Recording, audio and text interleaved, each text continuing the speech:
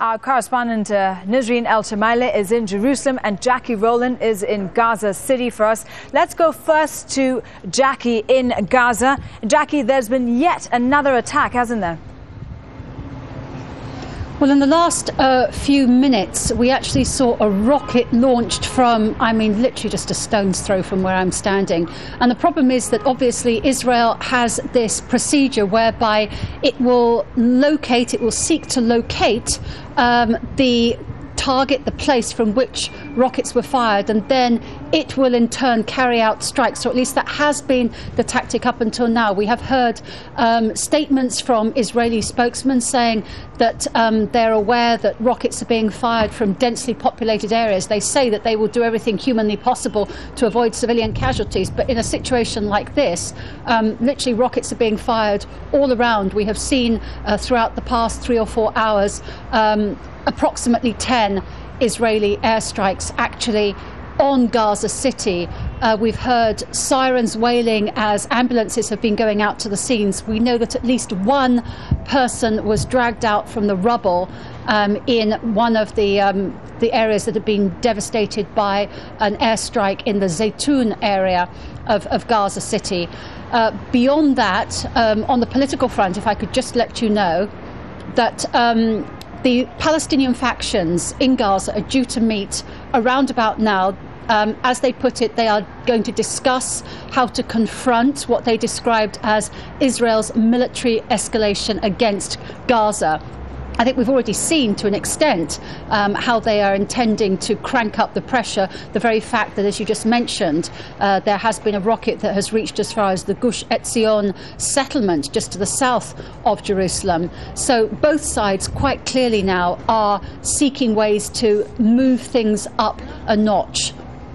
Okay, Jacky, thank you very much indeed. Jacky Rowland live for us from Gaza City. Let's go to Nisreen El-Shamayleh, who is in Jerusalem for us. And Nisreen, for the first time, a rocket landing near Jerusalem. Do you know exactly when? Was there any damage? Well, the Israeli police has just confirmed that this rocket that was launched from Gaza a short while ago landed in an area 20 kilometers south of Jerusalem. It's called Gush Etzion. Gush Etzion is 1967 land that was captured by Israel. It is a collection of Israeli settlements, and as well it includes Arab towns and villages, because again it is West Bank land that was captured in 1967.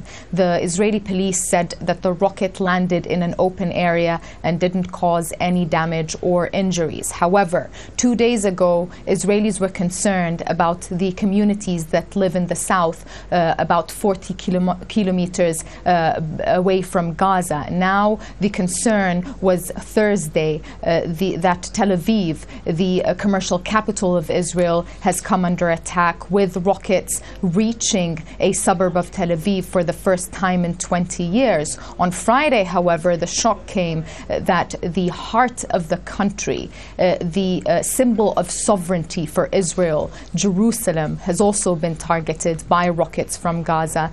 This will be taken very seriously. It is very critical. It takes the crisis to a new level because no one would have known that Jerusalem would be the target of rockets fired from Gaza. Jerusalem is where many important religious and sacred sites are. It's where both Arabs and Israelis live. It is also where the Knesset is, the symbol of the government. All the government institutions and installations are based in Jerusalem. So I think the government and the army will be taking this recent attack on Jerusalem, even though it didn't cause any damage or injuries, very, very seriously. And Nisreen, how much pressure is the Israeli government under to attack Gaza more aggressively?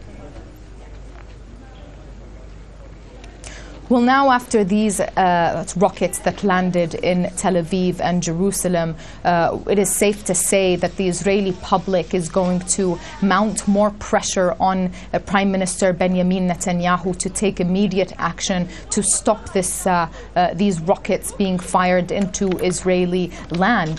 They're going to be demanding from him an end to this. And there is an early election that is taking place at the end of January. Prime Minister Benjamin Netanyahu, who now enjoys popularity, is seeking re-election, but that could change at any time based on what happens on the ground. So let's say if he doesn't take tough and firm and harsh action to stop the rockets being fired from Gaza, he's going to lose popularity. So in a way, he's got a big winning ticket in his hand if he decides to listen to public pressure, public Israeli pressure to do something to stop these rockets and to reassure people who are about to elect him again in about 2 months that he deserves the re-election and deserves to be prime minister for another 4 years.